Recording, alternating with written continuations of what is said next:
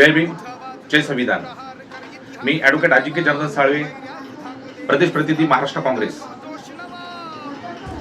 बंधूंनो, लढा बौद्धांच्या हक्कासाठी व महाबोधी विहाराच्या मुक्तीसाठी या माध्यमातून मी आपल्याशी संवाद साधत आहे। बिहार येथील बोधगया एक पवित्र बौद्धांचं धार्मिक स्थळ आहे। 2500 वर्षापूर्वी सिद्धार्थ गौतम यांना ज्ञानप्राप्ती होऊन ते बुद्ध बनले व अनेक शतकानंतर त्या ठिकाणी बीटी ॲक्ट 1949 अस्तित्वात आला।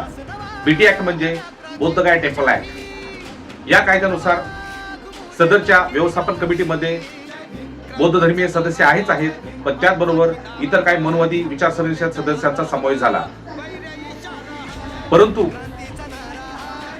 या त्यांच्या शिरकावामुळे बौद्ध धर्मीय सदस्यांचा त्या कमिटीवर कोणत्या प्रकारचे अधिकार उरले नाही। या कायद्यामुळे बोधगया व्यवस्थापन कमिटीवर बौद्ध धर्मीयांचा कोणत्या प्रकारचा अधिकार उरलेला नाही व त्याच माध्यमातून गेल्या अनेक वर्षापासून, अनेक महिन्यापासून बिहारातील बोधगया येथे बौद्ध धर्मीयांचा, बौद्ध भिक्षूंचा व लाखो भीमानुयांचे आंदोलन सुरू आहे व त्याच आंदोलनाला पाठिंबा देण्यासाठी महाराष्ट्रामध्ये सर्वपक्षीय बौद्ध नेत्यांच्या माध्यमातून दिनांक 14/10/2025 रोजी विराट मोर्चाचं आयोजन केलेलं आहे व सदरच्या आंदोलनाला भारतातूनच नव्हे सर्व जगभरातून पाठिंबा मिळत आहे।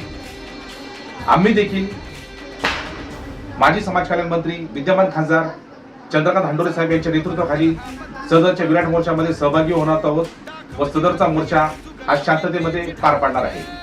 तेव्हा माझी सर्व बौद्ध बांधवांना विनंती आहे की आपण देखील सदरच्या विराट मोर्चाचे साक्षीदार बनावं व शांततेत आपला सहभाग दाखवावा, एवढी मी आपला नम्रपणे विनंती करतो। जय भीम, जय संविधान।